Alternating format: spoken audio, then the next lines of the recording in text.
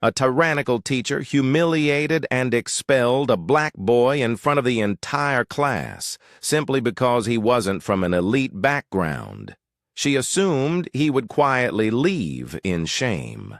But the next day, a black helicopter landed right in the middle of the schoolyard, bringing with it a powerful man, Jacob Miller's grandfather, who would make everyone rethink their assumptions. The Texas sun of the early morning cast brilliant golden rays draping over the campus of Westfield High, a school known as the School, for the elite shiny sports cars lined up in front of the gates, and a group of white students stepped out in neat uniforms, polished shoes, and expensive designer backpacks slung casually over their shoulders.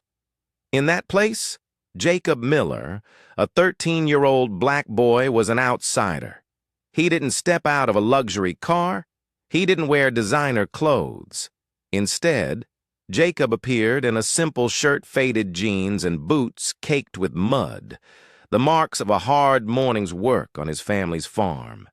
He didn't have a chauffeur, no privileges, just an old worn-out backpack and calloused hands from working along the hallways. Contemptuous glances swept past him. Jacob walked on, trying to ignore the whispers in his ears. My God! He's walking into school with muddy boots. Gross. Does he really think he belongs here? Why did they even let someone like him in? Those words didn't need to be spoken loudly. Jacob had heard them enough to know how they were said. Suddenly, a foot stuck out to block his path. Jacob stopped, realizing a group of students was standing right in the middle of the hallway. At the front was Ethan Carter, a blond boy with sharp blue eyes and a smug, half smile. Ethan was the son of a real estate mogul raised with everything except compassion. Ethan tilted his head, pretending to be surprised. "Oh my, who's this?" A farmer who wandered into the world of the educated. The group burst into laughter, the sharp, mocking sounds echoing through the hallway. Another boy beside Ethan, Andrew, crossed his arms, glancing at Jacob's muddy boots before shrugging in mockery. "Guess he must have just finished milking cows and ran over here." Jacob clenched his lips, trying not to react. He knew well that confronting Ethan and his group would only make things worse, but Ethan wasn't done yet. He stepped closer, lowering his voice in a provocative tone. "Hey, farmer, boy, early bird.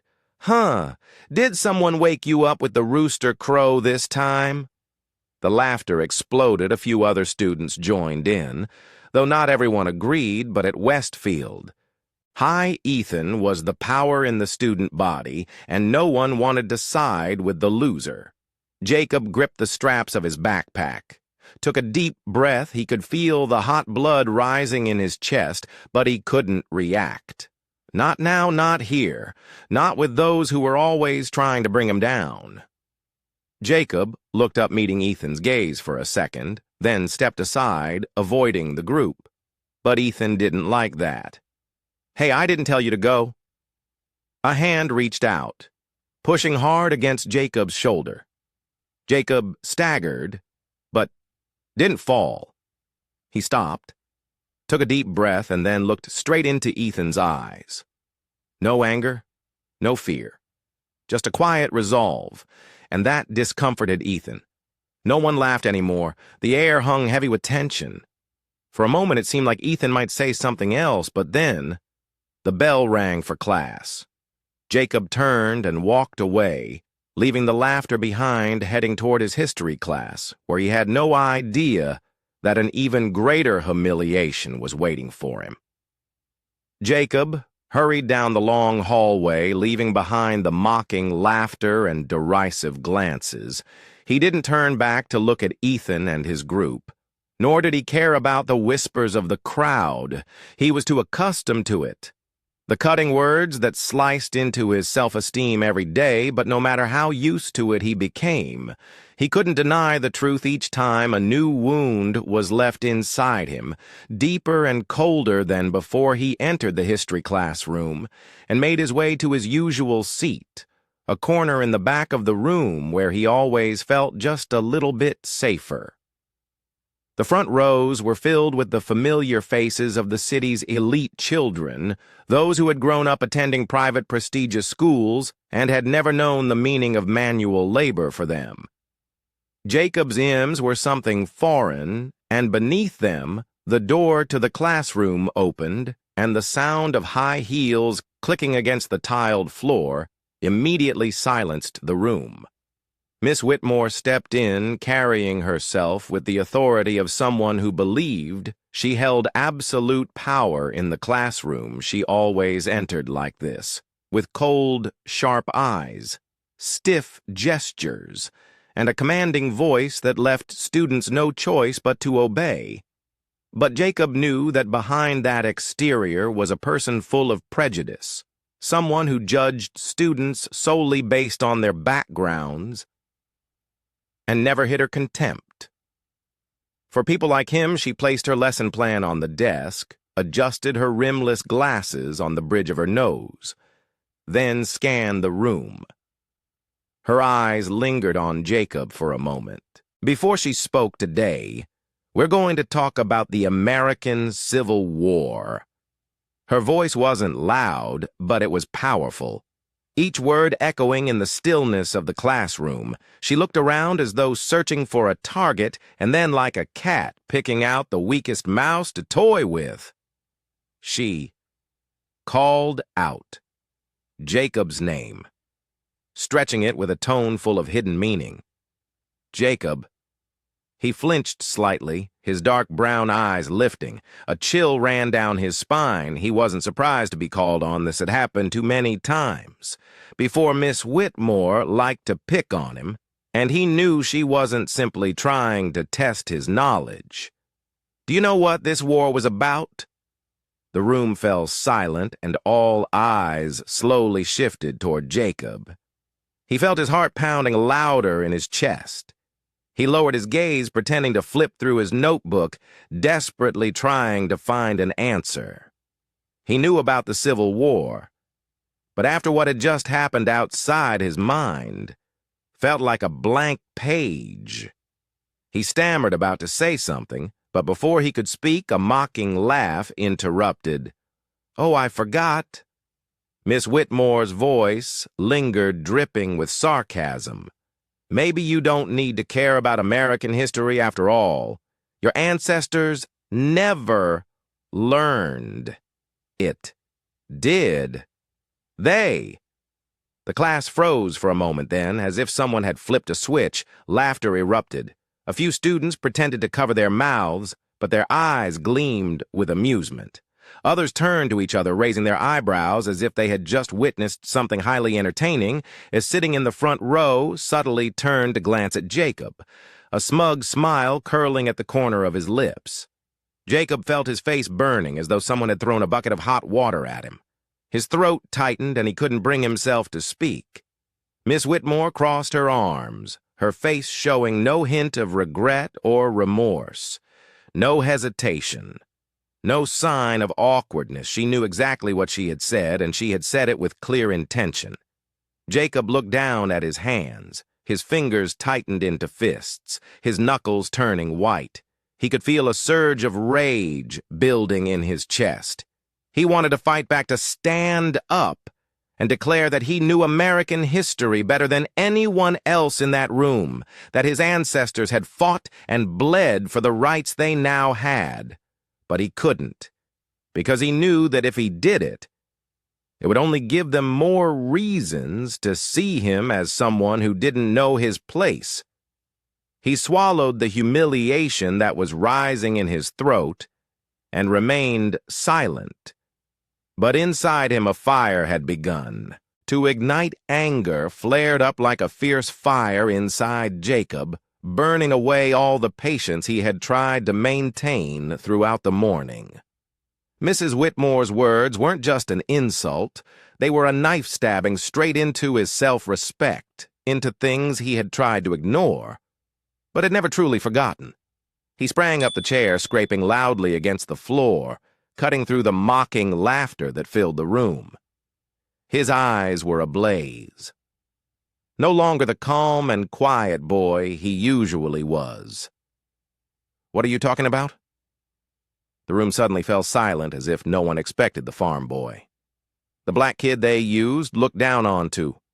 Dare stand up to Mrs. Whitmore, but Mrs. Whitmore showed no sign of hesitation. On the contrary, she took a slow, deliberate step toward him, her high heels clicking against the floor with authority when she stopped right in front of him. Just inches away, Jacob could see her eyes cold with no trace of wavering or shame. "If you don't want to be laughed at," she said, her voice dripping with venom, "then prove it." Jacob gritted his teeth, feeling like the whole class was closing in on him in an invisible trap. Eyes were still locked on him, some students looking confused by the situation, but most were just waiting to see how he would react. Mrs. Whitmore continued her voice, dropping lower each word, feeling like a needle in Jacob's ear. Otherwise, get out, there's no place for people who don't know their place." Here. The whole class froze in unison. No one said a word, but the atmosphere shifted dramatically. This wasn't just a criticism of his academic performance. This was a public humiliation, a message that didn't need to be hidden. "You don't belong here. You have no value here." Jacob could hear a soft laugh from the front row. Ethan was standing there, arms crossed, tilting his head, a smug smile curling his lips in victory. Jacob clenched his fists, feeling his dignity being ripped apart in front of everyone. Every nerve in his body screamed for him to stand up, to fight back, to shout in their faces that he wasn't a useless little boy.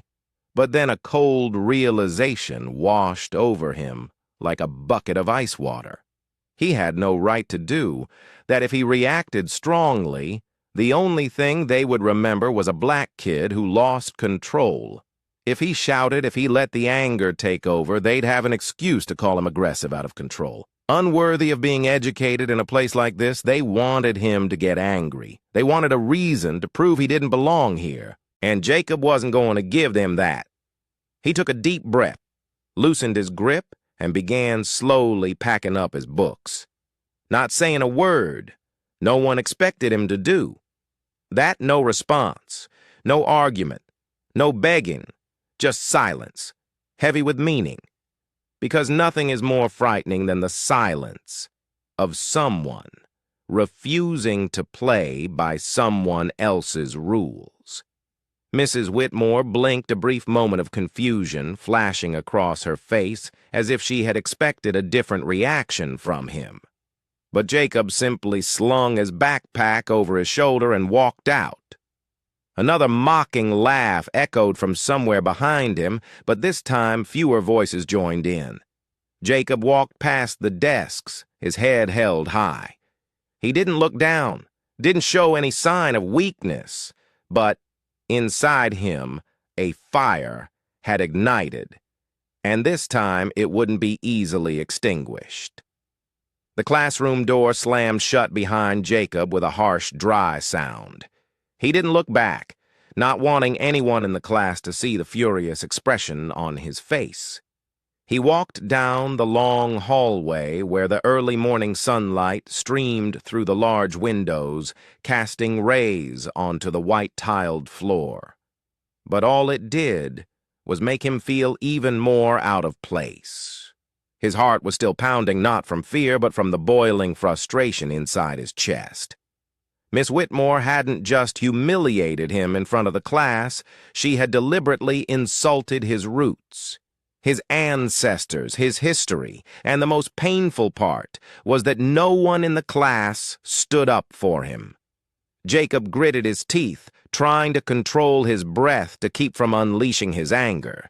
He knew if he lost control, if he let his emotions take over, the rumor about the crazy black kid in class would spread throughout the school in no time, inside the classroom as soon as Jacob had left. A wave of chatter erupted like a crashing wave. He actually left. I bet he'll never dare to come back ridiculous thinking he could learn with us. The wealthy white students laughed mockingly. Ethan Carter, the leader of his group, leaned back in his chair, arms crossed over his chest, enjoying the scene as if he had just seen an excellent comedy show. Pathetic! He thought he was important. Ethan smirked, then lowered his voice in a sarcastic tone. Maybe he's crying in the bathroom now? His friends burst out laughing, some slamming their hands on the desks, adding to the gleeful atmosphere. In the room, Miss Whitmore stood at the front of the class, not intervening, not saying a word to stop it. She simply looked down at the class, her eyes gleaming with a hint of satisfaction, as though she had just completed an important task. She had always believed that some people didn't belong in places like this, and if Jacob Miller was too stubborn to realize that she would help him understand by humiliating him right in front of everyone. But in the classroom, not everyone was laughing. The few black students lowered their heads in silence, too afraid to speak up. They didn't dare confront. Ethan didn't dare challenge Miss Whitmore. Some felt that something was wrong, but they didn't have the courage to say it out loud. A black girl sitting by the window, Alyssa Johnson, gripped her pen tightly, biting her lip, trying to hold back the words she wanted to scream. She knew that if she spoke up, she'd be the next target. A Latino boy. Miguel stared at the blank page in front of him. Part of him wanted to shout at Miss Whitmore to tell her she had no right to insult Jacob like that, but reason told him that if he did, he'd be in deep trouble.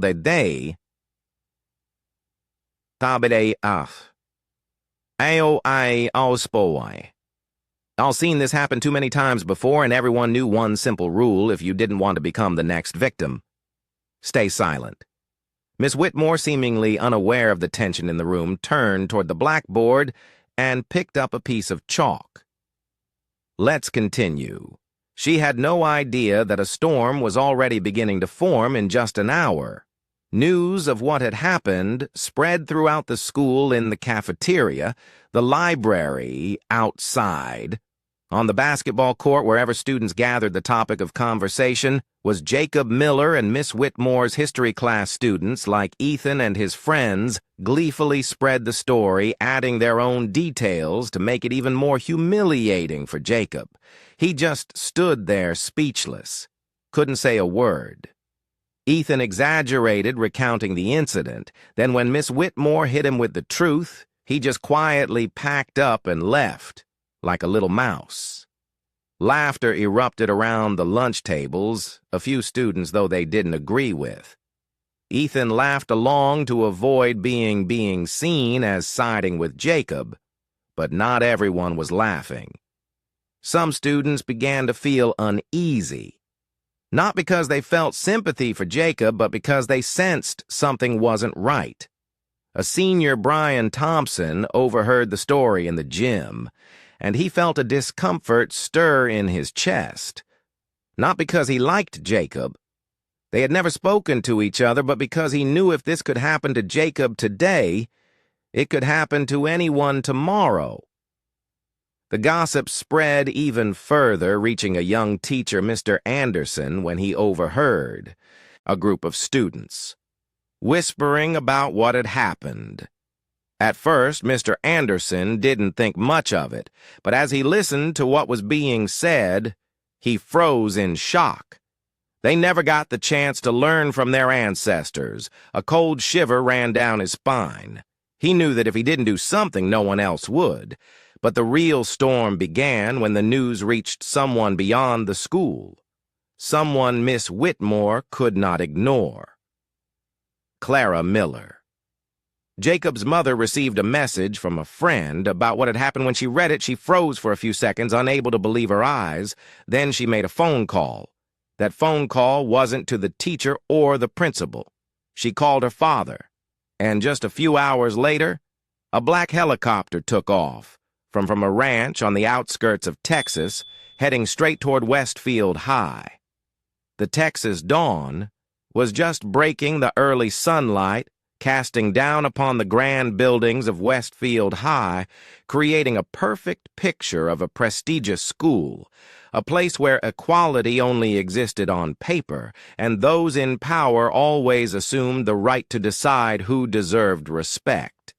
But today what shattered the stillness wasn't the bell signaling the start of class, or the bustling sounds of students at breakfast. It was a deep, slow, but powerful sound shaking the entire football field. The sound of helicopter blades, a sleek black helicopter shining like a massive black gem, descended from the sky. Slowly lowering its altitude, strong gusts from the blades blew dust and dry leaves into the air, forcing dozens of students to shield their eyes and duck down to avoid the debris. The engine roared like a declaration. Westfield High had never witnessed anything like this. Students rushed out onto the football field, gathering in groups, eyes wide, staring at the descending helicopter. Some pulled out their phones to record some pointed and whispered loudly, while nearby teachers stood frozen, bewildered, unsure of what was happening. The helicopter door swung open. A black man stepped out. James Miller. His tall, imposing figure was dressed in a perfectly tailored black suit, sharp seams running down his frame, and polished leather shoes that reflected the sunlight. His face was angular, the wrinkles on his forehead not aging him, but rather adding to his commanding presence. Some teachers gaped not in surprise at the scene, but because they recognized who he was. James Miller was no ordinary farmer. He was a legend in the Texas agricultural industry, the owner of hundreds of farms across the state, providing organic food to the largest supermarket chains in the country. He wasn't just a farmer. He was a reformer, an entrepreneur, a symbol of rising from poverty. And today he wasn't here as a school benefactor. He was here to seek justice for his grandson. Right behind him stepped Jacob Milligan. Was the tired, bowed head from yesterday. Today Jacob walked with a different posture, his eyes fixed. Straight ahead, there was no more shame or humiliation, only resolve. Whispers erupted everywhere. What's he doing here? Oh my God, don't tell me this is because of Jacob. I bet something big is about to happen on one corner of the football field. Ethan Carter and his group stood frozen. He wasn't laughing anymore. He knew exactly who James Miller was and what scared him. Wasn't the idea of Jacob being vindicated. It was the fact that for the first time in his life he felt fear while the students remained frozen in place. James Miller walked directly toward the main school building where the principal and teachers were waiting. Bewildered, the principal's office door swung open. Principal Richardson, a white man in his 50s with neatly combed gray hair, stood up, forcing a professional smile that clearly masked his tension beside him. Miss Whitmore stood stiffly, her hands unconsciously clenching as she watched James Miller enter. No one in the room needed to guess why he was here. James Miller didn't need to beat around the bush. I hear. My grandson was humiliated in class.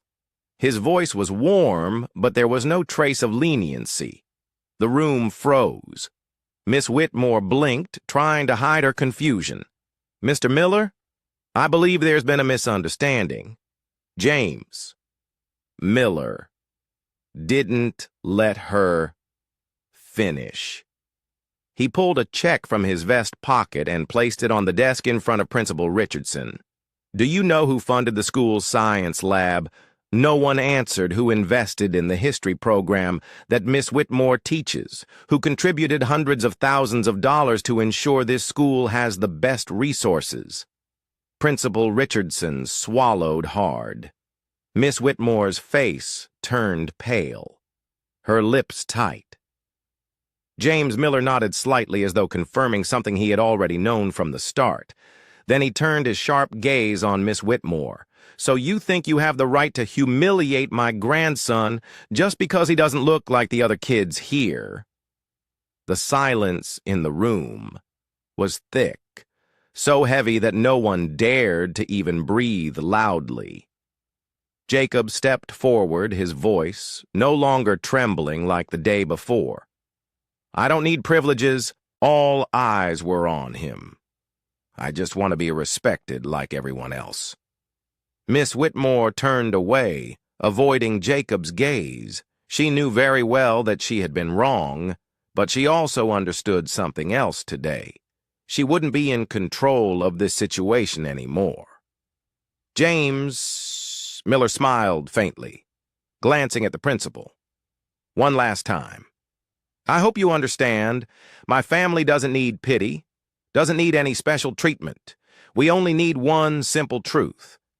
Respect isn't based on skin color or background, it's based on character, on intellect, on what a person contributes to society." Principal Richardson couldn't argue because he knew James Miller was right, and the storm was just beginning. The atmosphere in the office was heavy and suffocating, as though all the air had been sucked out of the room when James Miller spoke his first words. Miss Whitmore sat stiffly in her chair, her face pale, her lips tightly pressed, as if trying to contain her panic. She hadn't expected it to go this far. She'd only thought she was teaching a stubborn black boy a lesson in knowing one's place, a lesson about who truly holds power in this world. But now she realized she had misjudged Jacob Miller. She hadn't just humiliated a poor boy, she had touched the grandson of one of the most powerful men in Texas. Sitting across from her was Principal Richardson, a middle-aged man with carefully combed salt and pepper hair and a well-pressed dark blue suit. But now he was sweating.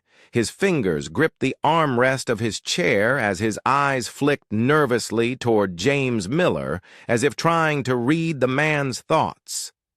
Next to the principal were two other teachers, one male and one female, who had witnessed everything but had not dared to speak up in defense of Jacob when it happened. They just sat there silently, as if afraid that any movement might drag them into the storm that was about to unfold. James. Miller stood in front of the principal's desk, a blank check placed right before Richardson. No one dared to touch it. "I hear my grandson was humiliated in class." James said, his voice not loud, but carrying a weight that no one could ignore. It wasn't a question, it wasn't an accusation, it was an undeniable fact. The principal swallowed hard, feeling a chill run down his spine. He understood all too well that James Miller was not someone he could afford to disregard. Miss Whitmore took a deep breath, trying to regain her lost confidence, but her voice lacked the certainty it once had. "Mr. Miller, I've always treated all of my students fairly," she said. A long silence followed. Then James Miller gave a thin, humorless smile, his gaze sharp enough to make Miss Whitmore subconsciously tighten her grip on her thighs. Fairly, he repeated his tone, carrying a subtle mockery, fairly enough to humiliate a child in front of the entire class, fairly enough to use history to degrade his very origins. Miss Whitmore opened her mouth, intending to say something, but James Miller gently raised his hand, silencing her. He pulled out a check and placed it on the desk with a soft thud, but it was enough to startle everyone in the room. "Do you know who funded the school's laboratory?" he asked. No one spoke who invested in the history program. "You teach no one dared to meet his eyes who contributed hundreds of thousands of dollars to ensure this school had the best resources." This time, Principal Richardson swallowed nervously, trying to maintain his composure. "Mr. Miller," he said, "we greatly appreciate the contributions you and your family have made, but I believe it was me." James Miller cut him off, his voice firm. The atmosphere in the room froze. The other teachers gasped, and Miss Whitmore lost all color in her face. They all knew Westfield High had received hundreds of thousands of dollars from the Miller Foundation, but they had never imagined that James Miller was the one behind all those donations. James Miller stood tall, his presence enough to command attention without the need to threaten. I invested in this school because I believe in education. I believe every child, regardless of their background, deserves the opportunity to learn to grow to succeed. But yesterday, one of the teachers paid with my very contributions to humiliate my grandson using history. Miss Whitmore bit her lip, unable to find any words of rebuttal. Jacob stepped forward, his voice steady, no longer trembling as it had the day before. "I don't need privileges." All eyes turned to him. "I just want to be respected like everyone else." Miss Whitmore turned away, avoiding Jacob's gaze. She knew very well that she had made a mistake. But she also understood something else today. She would no longer control the narrative. James Miller gave a small, cold smile and looked at the principal. "One last time. I hope you understand my family does not need pity, does not need any special treatment. We just need one simple truth. Respect does not come from skin color or background. It comes from character, from intellect, from what one contributes to this society principle." Richardson couldn't argue because he knew James Miller was right, and the storm had only just begun. James Miller held his sharp gaze unwavering for even a second. He looked straight into Mrs. Whitmore's eyes, without hesitation, without an ounce of mercy. "You humiliated a child. Because of his background." His voice didn't need to be loud, but each word struck like a direct punch. No beating around the bush, no avoiding the truth. No one in the room could ignore the weight of his words. "You mocked my grandson while using my family's money to teach." Those words lashed out like a whip against Mrs. Whitmore. She stumbled, her hands clenched tightly in her lap, her face as white as if she had just been stripped bare before the world. In all her years of teaching, no one had ever confronted her like this. I didn't mean anything bad." She stammered, her voice faltering, her eyes scanning the room as if searching for something to hold on to. "Nothing bad." James Miller raised an eyebrow, slowly repeating her words as though he himself couldn't believe what he'd just heard. The room was dead silent. Principal Richardson was sweating. The other teachers didn't dare speak, all of them, holding their breath, waiting for what might happen next. "Let me ask you again so I can better understand your nothing bad explanation." James Miller lowered his voice, but it only made his words sharper.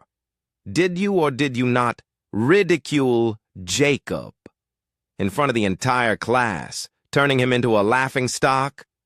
Mrs. Whitmore swallowed hard. "I just wanted to teach him a lesson about hard work, He chuckled darkly, but his eyes showed no trace of humor. "Are you teaching hard work to a child who wakes up at 5 a.m. to work on his family's farm?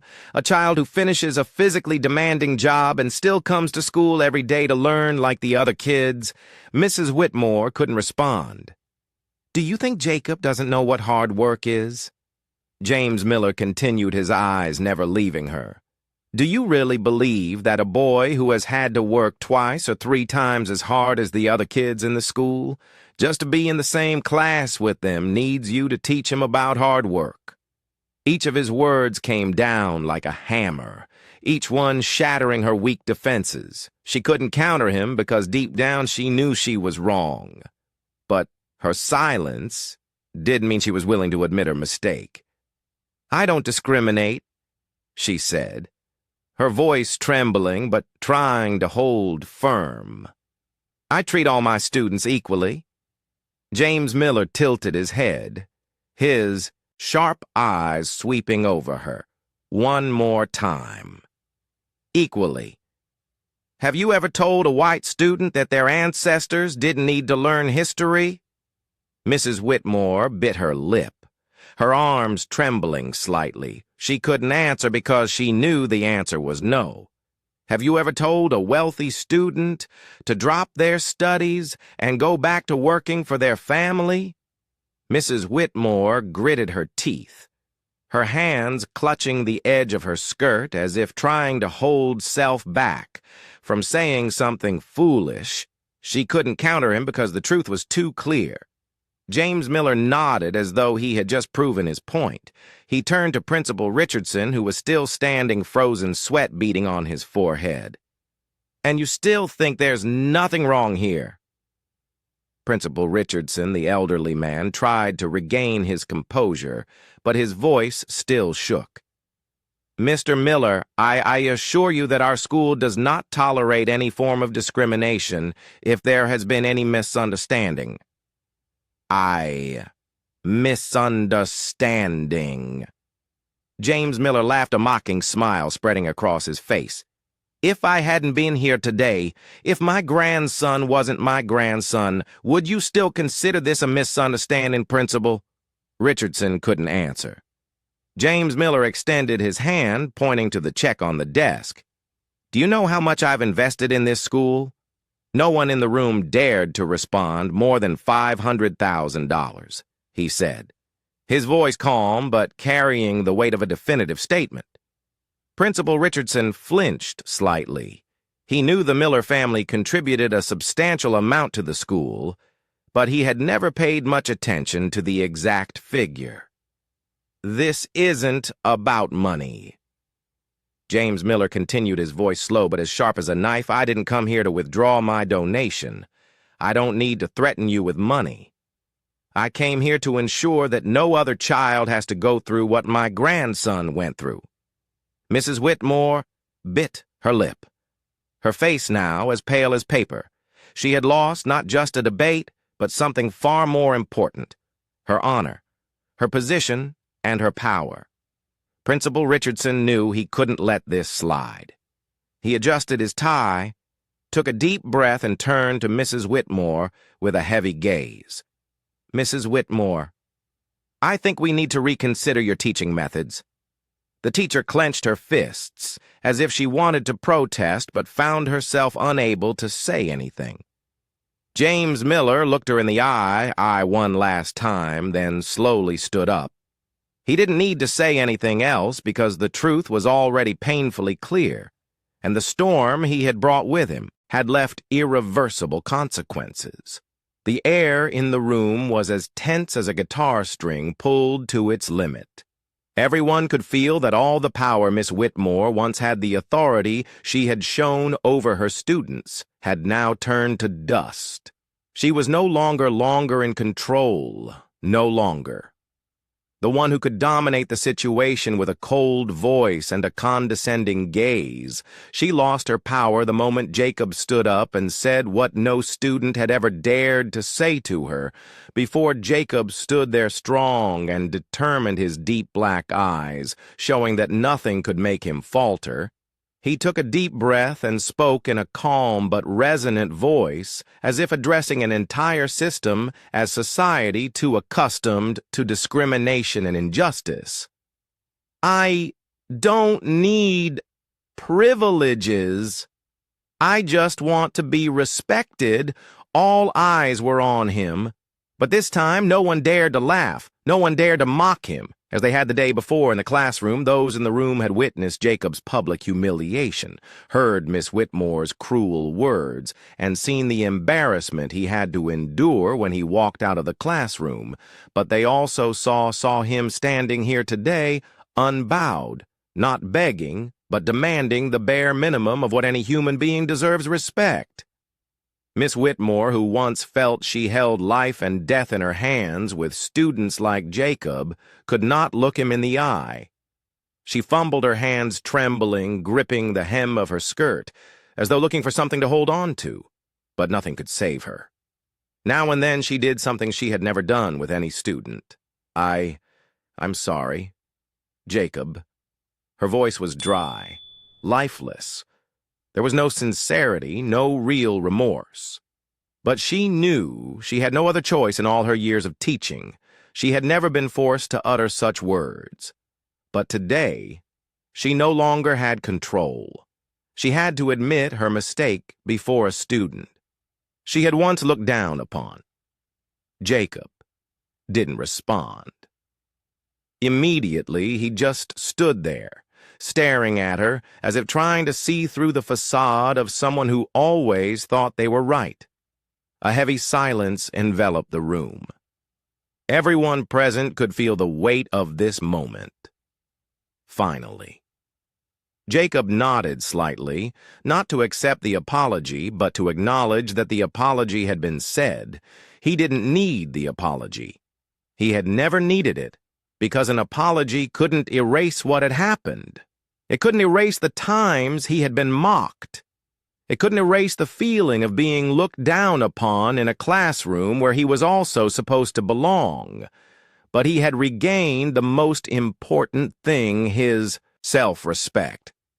Principal Richardson sat there feeling the heat of the situation. He had never faced an event like this in all his time running Westfield High. His school had always been a place for the children of the powerful, where rules were written by the wealthy, and those who didn't belong to that class had two choices: remain silent or leave, but today everything was no longer in his hands. He cleared his throat, trying to regain his authority. Jacob, he said, his voice shaking slightly. We will have a meeting with the school board to thoroughly review the teaching methods and conduct of our teachers. We will also implement training programs on equality and respect for students to ensure that something like this never happens again. Jacob nodded, but he knew that words alone meant nothing without action. He didn't stop there. He took another step forward, his voice still firm. And Miss Whitmore. The room froze.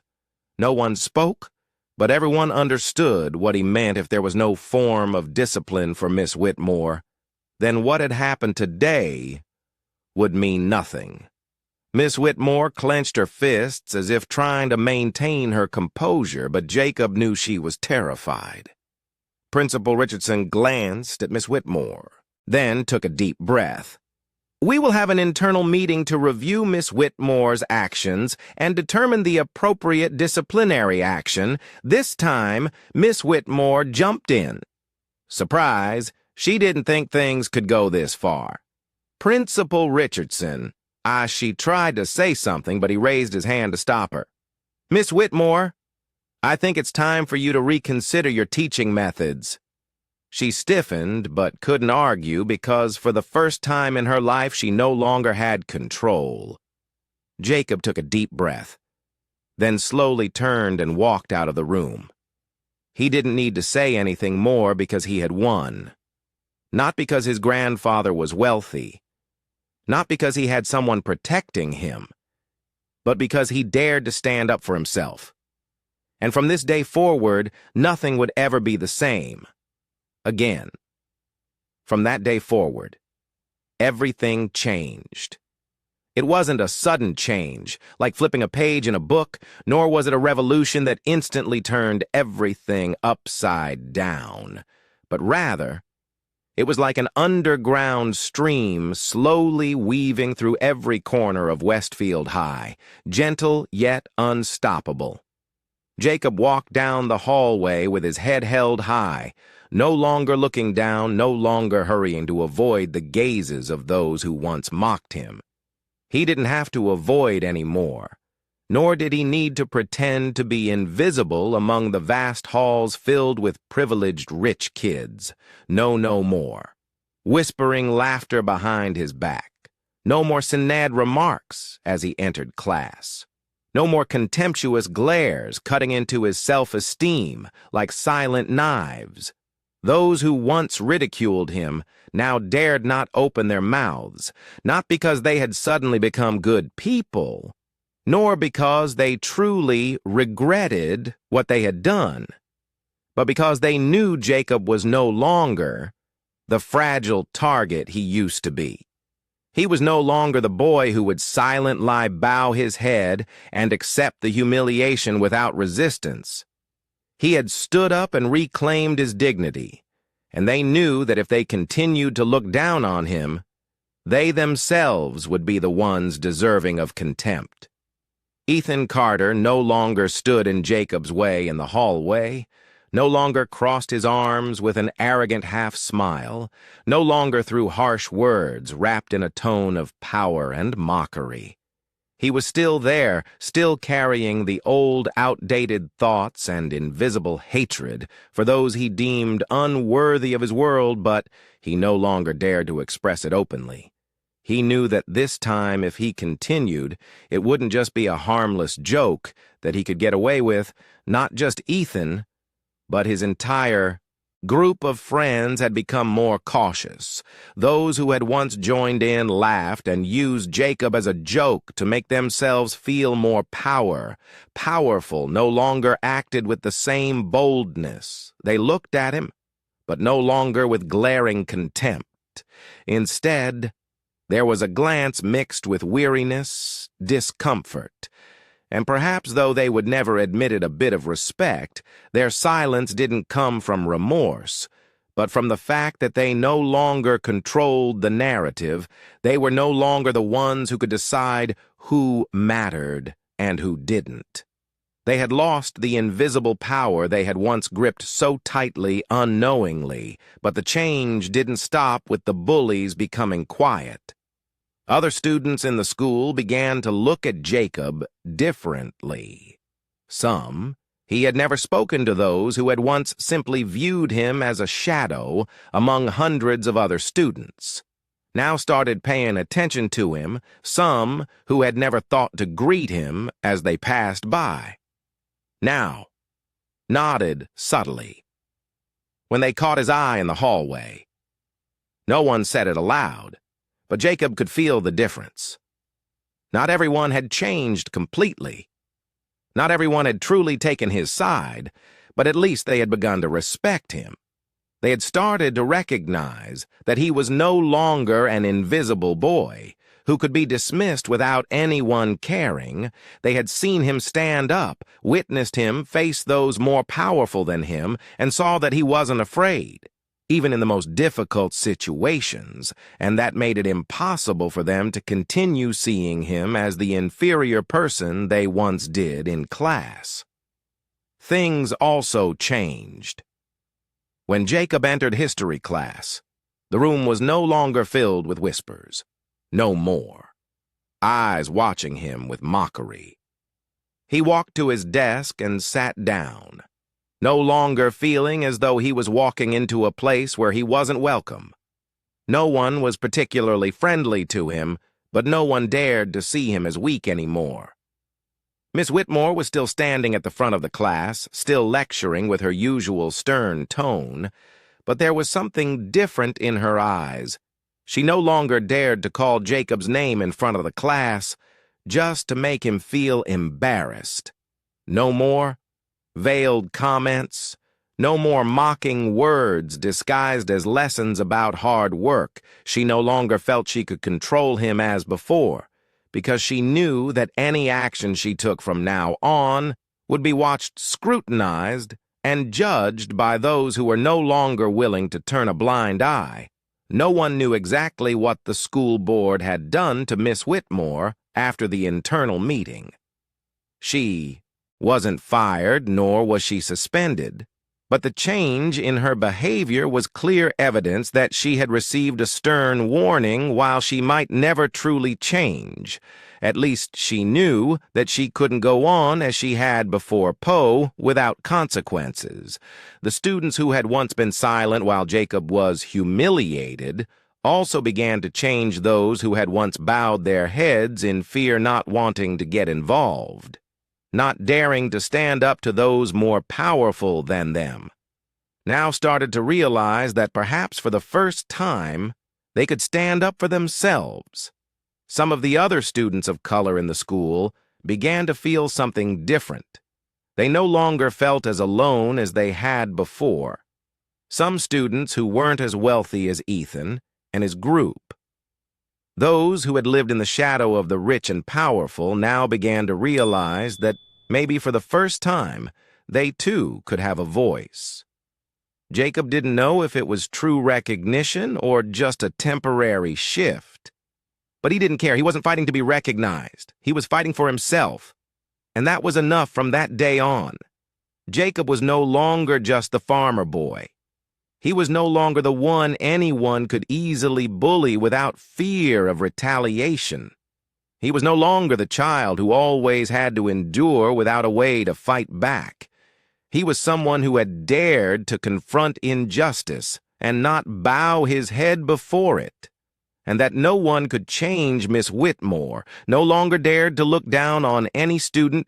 She began to reassess her teaching methods, not because of a sudden epiphany, not because she truly regretted her actions, but because she knew she could no longer hide her prejudices behind the facade of strictness or teaching standards, as she had done before she realized that now every word she spoke, every small action, every glance she gave in the classroom could be scrutinized, analyzed, and viewed through a lens that had never existed before.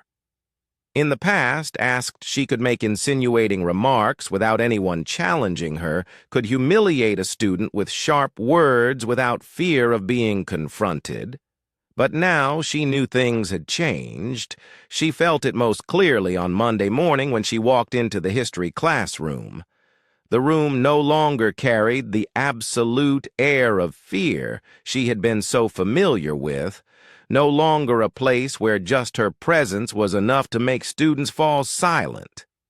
As she stood at the podium, she could feel the eyes on her, not out of respect, but because they were waiting to see if she had truly changed, and when she began her lesson, for the first time in her career, she realized that she no longer dared to call on students carelessly.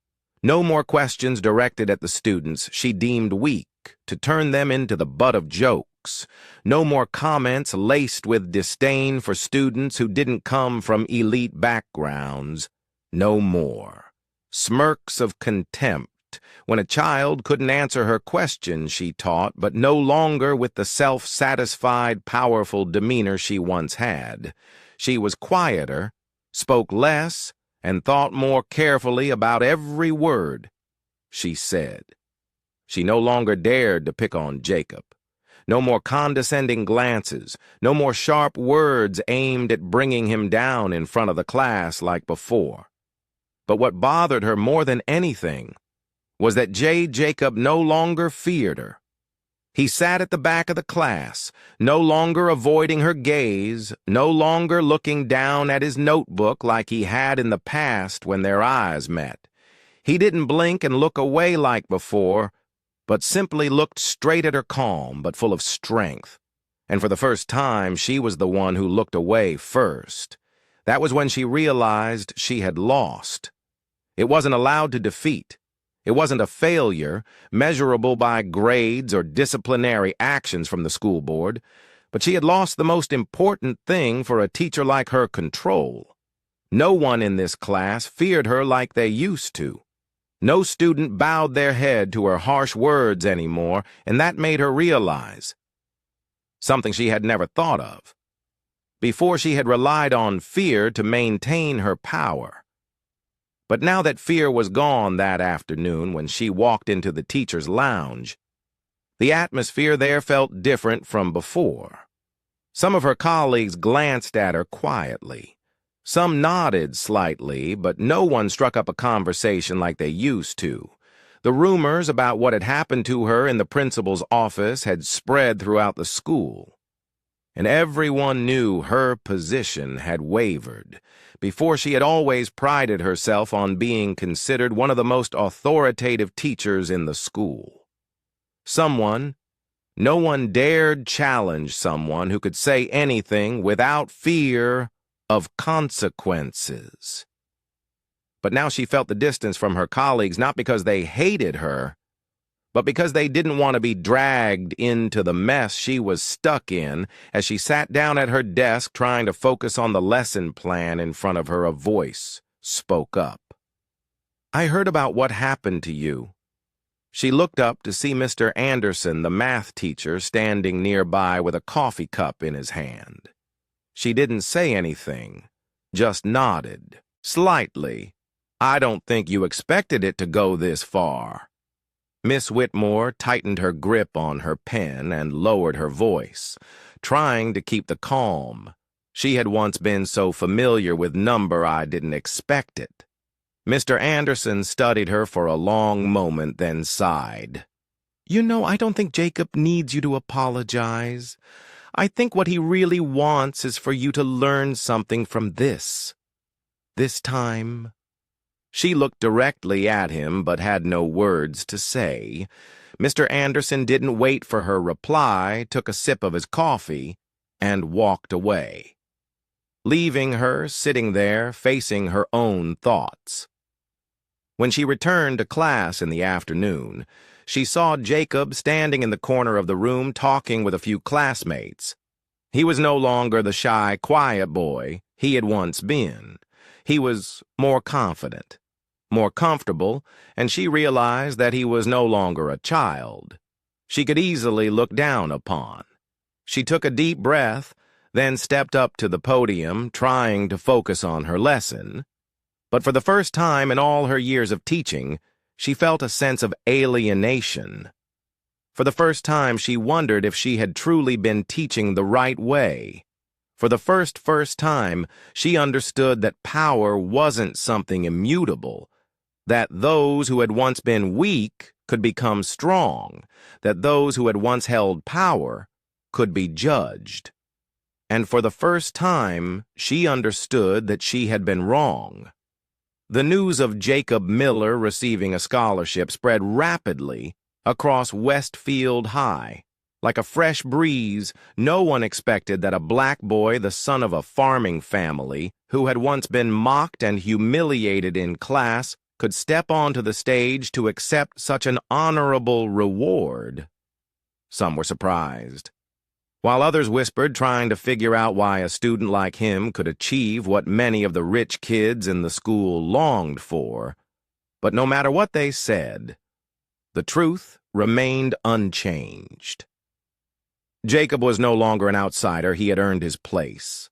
The scholarship ceremony took place in the large auditorium where chairs were neatly arranged and bright lights shone down on the stage where Principal Richardson stood holding the certificate. He seemed to have not fully shaken off the pressure of the recent events, but today his voice rang out clearly. It was no longer the voice of someone with absolute power, but the voice of a person who had learned that sometimes justice does not come from written rules, but from those who dare to stand up and change them. Today we honor a student who not only excels academically, but also demonstrates a strong spirit, perseverance, and the courage to face challenges. The auditorium fell silent as those words echoed. No one was confused about who he was referring to. Some students glanced at each other.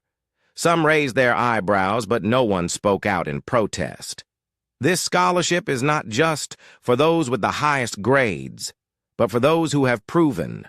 The knowledge is not something that can only be measured by tests or grades, but also by how they face adversity, and no one deserves it more than Jacob Miller. Applause erupted. It started off scattered, but then gradually spread throughout the room. Jacob walked up to the stage, keeping his head high. With no hesitation, he took the certificate from Principal Richardson's hand, his eyes briefly scanning the audience where familiar faces were looking at him with varying expressions. Some eyes held respect, some admiration, and some were uncomfortable, those who had once looked down on him, who never thought he could achieve this. Ethan Carter sat in the middle row, his face stiff, his eyes darkening. He had never been used to seeing someone surpass him, especially someone he had once considered beneath him. Jacob could feel all those gazes, but he didn't care. He wasn't standing here to prove anything to anyone, nor did he need recognition from those who had never believed in him. He stood here for himself, for his effort, for everything he had endured and overcome to get to this point. He looked down at the front row where his grandfather James Miller sat. His grandfather's gaze was filled with pride, but not surprise. He had never doubted his grandson's abilities, never thought Jacob needed his help to achieve what he deserved. He was simply here to witness Jacob claim it for himself. Jacob turned back to face the audience. He wasn't one to speak in front of crowds, but this time he knew he had something to say.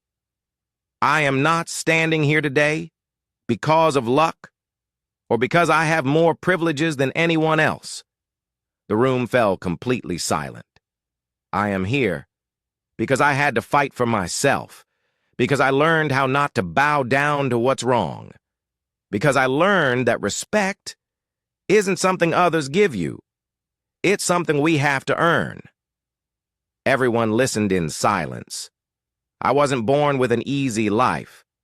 I didn't have the opportunities that many in this school have, but I never let that decide my worth. Jacob looked directly into the crowd, his eyes bright, unwavering, and I hope those like me, those who felt they didn't belong here, will understand that. No one has the right to tell you if you're valuable or not. Only you can decide that the auditorium stayed silent for a few seconds. Then a round of applause began. This time it wasn't out of reluctance, nor was it merely a courtesy gesture. It came from the truth that Jacob had proven he deserved everything he had earned. He stepped off the stage, his heart light but full of pride, not because he had won the scholarship, not because he had made those who once belittled him silent, but because he had done something not everyone dares to do. He had stood up for himself, and he had won. From that moment on, Jacob was no longer just a farm boy, no longer just a black student at a school for wealthy children. He wasn't just a bright student or a hard worker. He had become a symbol of perseverance, of self-respect, and of the spirit to fight against injustice. And no one could deny that Ethan Carter sat in the middle row of the auditorium, his back against the chair, his hands clasped tightly in his lap, his fingers gripping so hard they were almost turning white. He didn't clap. He couldn't. While the entire auditorium stood to applaud Jacob, while those who once looked down on him now looked at him with respect, Ethan felt like he was being pushed to the edge of a world he had once controlled. He didn't understand how everything had changed so quickly. Just a few weeks ago, Jacob was still a nobody, the son of a farmer, a kid who didn't know his place, while Ethan was the one on top, surrounded by people always ready to follow him, laugh with him, do whatever he wanted. But now, when he turned to look at his closest friends, he no longer saw the certainty in their eyes. No more satisfied smiles. No more self-assuredness, as though they were still the center of everything. Some still sat there trying to act normal, but others had clapped along with the crowd, though not too enthusiastically enough for Ethan to realize that they were slowly drifting away from him. No one said anything, but Ethan could feel it more clearly than ever. He was no longer the strongest person in that room the next day. When Ethan walked into the schoolyard, he realized that everything had changed in a way he couldn't control. The students who had once laughed with him when he mocked Jacob, those who had echoed his cruel words, now avoided him. No one said anything directly. No one confronted him face to face, but he could feel that their gaze toward him had changed. Some looked at him with indifference. Others walked past without greeting him as they used to, and some stood near him. but no longer initiated conversation. Ethan could feel the isolation creeping in like an invisible circle, tightening around him. He walked to the cafeteria during lunch, trying to keep up his usual demeanor, trying to act as though nothing had changed. But when he passed a group of students sitting together, he overheard whispered comments behind him. "He's the one who mocked Jacob. I heard his grandfather embarrassed him right in class, but he's regretting it now." He gripped his tray tightly but didn't dare turn around to confront anyone before he could easily threaten someone if they dared speak ill of him. But now everything was different. No one stood by him. Like before, no one saw him as the one with absolute power in the school anymore. Ethan sat down at a corner table in the cafeteria, trying to pretend that he didn't care about what was happening around him, but even those who had once been his closest friends were no longer the same Andrew who had once been his right-hand man. Only gave a small nod when he saw him sit down, then turned to continue talking to another group, Chase, who had laughed Al loudest. Every time Ethan mocked Jacob, only glanced at him for a second before burying his head in his phone. No one wanted to be seen as too close to him anymore, because now Ethan was no longer the one who could control everyone, because standing with him was no longer a safe choice. Those who had once mocked Jacob were now realizing their mistakes. Some didn't dare to say anything, didn't want to face the truth that they had been wrong, but others, even though they didn't speak up, began to feel that something was off in the way they had treated Jacob. Alyssa Johnson, the black girl who had stayed silent when Jacob was humiliated in class, no longer felt comfortable with her silence. She remembered that moment when she could have spoken out, but didn't. When she had bowed her head, pretended not to hear what Mrs. Whitmore had said, tried to convince herself that staying out of it was the best option. But now seeing Jacob walk proudly across the schoolyard, no longer the boy who had been crushed, before she realized that she had been wrong. One day she approached Jacob as they both left the library, hesitated for a moment, then spoke. "I'm sorry." Jacob looked at her slightly surprised, then asked for what Alyssa was flustered, unsure of how to respond, but in the end she said what had been on her mind for days, for not speaking up when I should have. Jacob looked at her for a long time, then nodded slightly. "You're not the only one." He didn't say it with bitterness or anger, he just said it as a fact, because he knew that in this world, too many people chose to stay silent when they should have stood up, but at least some were beginning to learn how to face their mistakes. Westfield High hadn't changed completely overnight. Old ideas, prejudices, and discrimination still lingered, creeping through the hallways, classrooms, and whispered conversations, but one thing had definitely changed. Silence was no longer the obvious choice. The students who had once been afraid now saw a clear example that if one person was brave enough to stand up, they could change the story.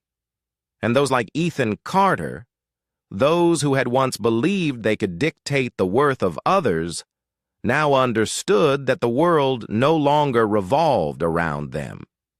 Ethan sat alone in the cafeteria, looking around, realizing that no one surrounded him like they had before. For the first time in his life, he knew what it felt like to be isolated, and for the first time he understood a little bit of what Jacob had gone through. Jacob's family was not just a farming family. They were successful entrepreneurs living proof that skin color does not determine a person's worth, and the most powerful rebuttal to the prejudices that have been rooted in society for centuries. The Miller name was not only associated with the vast fields of Texas, but also symbolized perseverance, unwavering determination in the face of adversity. For a long time, James Miller had ceased to be just an ordinary farmer. He was the man behind an agricultural empire stretching across the southern United States, having built a farm system that supplied organic food to some of the country's largest supermarket chains. He was not just a farmer, but also a strategist, a leader, a pioneer in the field of sustainable agriculture. But few knew what the Miller family had to endure to reach this point. James Miller was born on a small farm where his grandfather had worked as a laborer on white-owned land, where his father had been denied a loon simply because of his skin color, where James had heard his mother cry quietly every night, worried about whether they would have enough money to feed the family the next day. He had grown up in a world that constantly told him people like him had no place in business, could never be leaders, and could never change their fate. But he didn't accept that he worked tirelessly, not just on the fields, but also in boardrooms where he faced weak handshakes, suspicious glances, and fake smiles full of disdain. He learned to read the expressions of those who believed he could never succeed, and then he proved them wrong. Now when people spoke of James Miller, they didn't just mention the man who owned hundreds of farms. They spoke of someone who had changed an entire industry, created thousands of jobs for the community, and stood up to ensure that future generations of people of color would no longer live in the shadow of discrimination as he once had. And Jacob Miller, his grandson, was the one continuing that legacy after receiving a prestigious scholarship. Jacob was no longer just an ordinary student at Westfield High. He became a well-known name, not just in school, but also in the community. Local newspapers wrote about him, about his story, how he stood up to injustice, how he earned respect through his own abilities. The parents who had once looked down on his family now viewed the Millers with a different eye. Whispers buzzed in parent meetings. I never realized the Millers had had such influence. I thought they were just an ordinary farming family. But it turns out they're stronger than many rich families in the city. This really changed my perspective on them. The kids who had once mocked Jacob now sat at the same table with him in class, no longer daring to avoid him or throw contemptuous looks his way. Some even tried to strike up conversations wanting to be friends, not because they had truly changed, but because they realized Jacob was no longer someone they could look down on. But Jacob didn't need their flattery. He didn't fight for recognition from those who once ridiculed him. He fought to change his own story so no one could impose the limits they had set upon him one afternoon, while Jacob was helping his grandfather check a new shipment at one of the family farms. He received a call from an unfamiliar number. At first he thought about ignoring it, but something urged him to pick up hello. "This is Professor Carter from the University of Texas." Jacob was surprised he knew the University of Texas was one of the most prestigious schools in the region, and Professor Carter was a well-known name in the field of agricultural science. "I read about your story in the news. I'd like to invite you to tour our agricultural research department. I believe you have the potential to further develop in this field, and I'd like to offer you a full scholarship. If you're interested."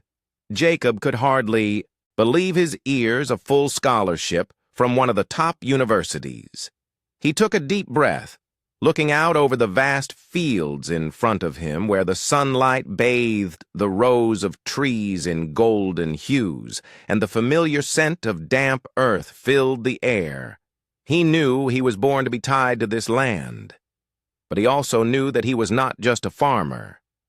He was the one who would inherit his family's legacy, the one who would continue the path his grandfather had paved. He gripped the phone tightly, his voice steady as he replied, "Thank you, Professor. I'm honored. I'll think about your offer hanging up." Jacob turned to his grandfather, who stood there with a warm smile. He didn't need to ask who Jacob had been talking to because he knew his grandson had already begun walking his own path. "Do you remember what I once told you?" James Miller asked softly, his eyes gleaming with pride. Jacob nodded, remembering the words his grandfather had told him when he was young, when he hadn't fully understood their meaning. "We weren't born with privileges, but we can create our own. No one can decide your worth except you today." He truly understood that Jacob was no longer just a student who had regained his honor. He wasn't just someone who fought against the injustice at school. He was someone who had proven that skin color does not determine a person's worth. He was the one who would continue the path his grandfather had walked, but in his own way, and he knew that this was only the beginning. Jacob not only reclaimed his dignity, but also inspired many others. He didn't know when it started, but the students who had once stayed silent began to speak up about the things they feared he didn't know when those who had avoided him had started to look directly at the injustice they had pretended not to see. All Jacob knew was that as he walked down the school hallway, he no longer felt like an outsider. Not because everyone liked him, but because he had earned the respect he truly deserved. People like Ethan Carter were no longer the center of everything. He was still there, but he was no longer the one everyone had to fear. No longer. The one who could judge others without being challenged. He and his friends who once rallied together for mocking games no longer had a crowd surrounding them as before. The smug grins had disappeared, replaced by a quiet discomfort, an isolation that had once been Jacob's to endure. But no one made Ethan go through it. No one sought revenge, and no one tried to push him down. It was simply that everyone had realized Ethan no longer deserved to be seen as a leader. It wasn't just students like Jacob who realized they could stand up. Even others understood. They could no longer turn a blind eye to the injustice. The black students in the school started speaking about their experiences about the times they felt pushed aside, about the times they had to prove their worth. Other students, those who hadn't directly experienced discrimination, also began questioning their own mindset. Alisa Johnson was no longer the quiet girl who had stayed silent when Jacob was humiliated. She began speaking up, starting to engage in discussions about equality at school, becoming someone other students turned to when they felt mistreated.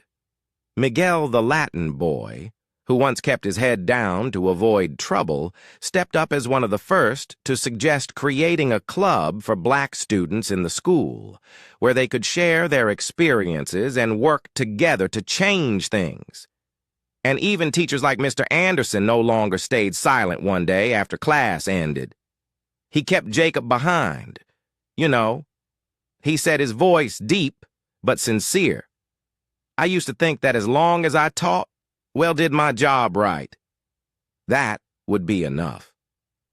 But you've shown me that silence is never enough. If I don't stand up when I see something wrong, then I'm no different from those who let it happen." Jacob didn't say anything, just nodded slightly because he knew that real change wasn't about one person standing up, but about when one person has the courage to rise, they'll bring others along who will do the same. On the day Jacob graduated from high school, his grandfather came to the school, standing from afar, watching his grandson walk up on stage to receive his diploma. James Miller had never been one to easily show his emotions, but anyone could see the pride in his eyes. When Jacob looked down, he caught his grandfather's gaze, and in that moment he understood that he hadn't just reclaimed his dignity for himself, but had also continued the legacy his grandfather had built after the ceremony, when the two of them stood side by side, looking at the school grounds. One last time. Mr. James placed a hand on Jacob's shoulder, his voice deep but firm. You did well, but this is just the beginning. Jacob looked up at the vast sky where birds were soaring, and he understood that his grandfather was right. There was still so much injustice in the world, so many barriers to break, and so many people who needed someone to stand up and lead the way. But Jacob was no longer the boy who was afraid, who doubted himself. He had learned something more important than anything else: stand up for yourself because you deserve respect. And Jacob Miller once looked down upon, once mocked, once told he didn't belong. Now walked with pride, with the belief that not only did he belong in this world, but that he could change it. And he would. Jacob Miller's story wasn't just a journey of reclaiming his dignity, but a testament that respect doesn't come from skin color or background, but from character and effort. From a boy once mocked in class, Jacob rose up not only to defend himself but to inspire others to face injustice. He changed how people viewed the value of a person, forcing those who once ridiculed him to fall silent, and helping those who were once afraid realize they too could speak out. So what about you? If you found yourself in Jacob's shoes, what would you do? Would you stay silent and accept it, or would you find the courage to stand up for yourself? Share your thoughts in the comments below, because your opinion matters if you loved this story and want to see more inspiring content. Don't forget to like, share, and subscribe to the channel so you don't miss out on the next amazing story. Thank you for watching, and we'll see you in the next video.